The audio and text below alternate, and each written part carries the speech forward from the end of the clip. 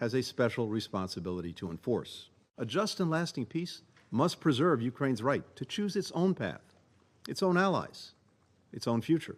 A just and lasting peace requires Ukraine's full participation and assent. A just and lasting peace must support Ukraine's reconstruction and recovery, with Russia paying to fix the damage it's caused. A just and lasting peace must address both accountability and reconciliation. The United States is ready.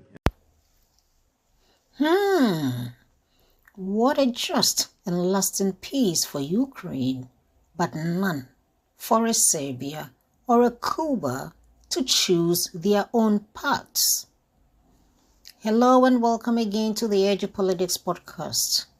Geopolitical Queen here with today's episode on the mega liar, cheat and bully that acts with no conscience and morals because it has none.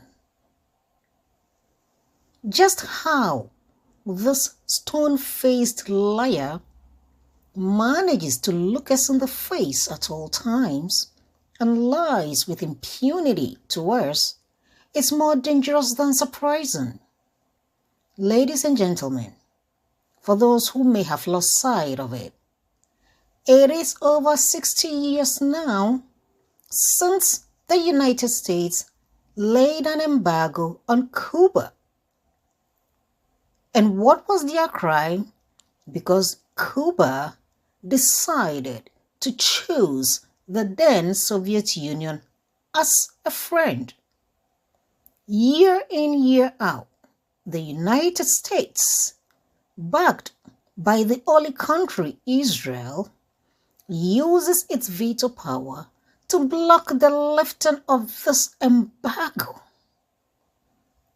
Today, this hypocrite of an Antony Blinken and a stone-faced liar is sitting at no other place than the United Nations Hall to inform the international community that a just and lasting peace is Ukraine's right to choose its own pathway.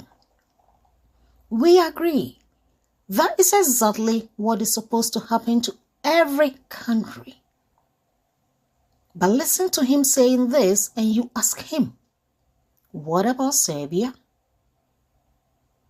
Which this same United States bombed to rubbles over 78 days to tear the country apart into little towns just to suit their own selfish agenda. Didn't Serbia also have a right to choose its own pathway for a lasting peace?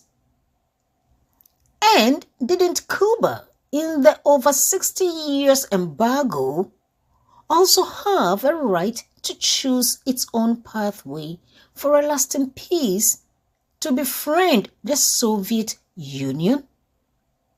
Is Cuba not a sovereign country just like any other country? Well, let's listen to one of the adults in the room.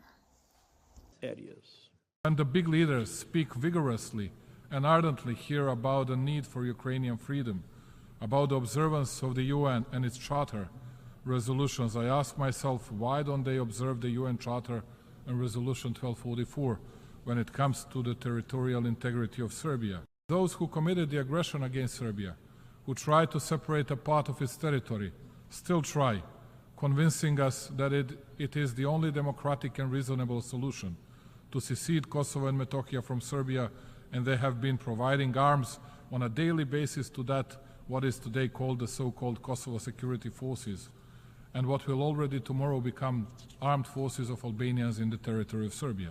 And what is their message to us, my dear friends? Their message is, we are the power, we are God, we don't care about United Nations, the law of the United Nations and UN resolution. We can do whatever we want, the way we want, and as long as we want. And now I'm asking you, dear friends, dear representatives, not the ones of obedient and satellite puppet countries, but you freedom-loving nations and countries, what we as a small country can do. How can we fight? Everybody in the world speaks about Ukraine. No one dares to speak about Serbia. And even if they do, they say how we will start the war in the Balkans upon the Russian order. And they have been lying all the time for more than 2.5 years. We are neither servants of Russia nor the United States of America. We have our own politics and our own interests. As the president of Serbia, I believe in a world based on real and not false values. And I believe that the strength of the developing countries, all of us who have raised our heads and who dare to say the truth, will be a foundation of a new, different, and a better. So you see, you heard it, you saw it. The US does nothing but lie, cheat, and bully any country that cannot stand on its own. They just can't stop it. It is in their DNA.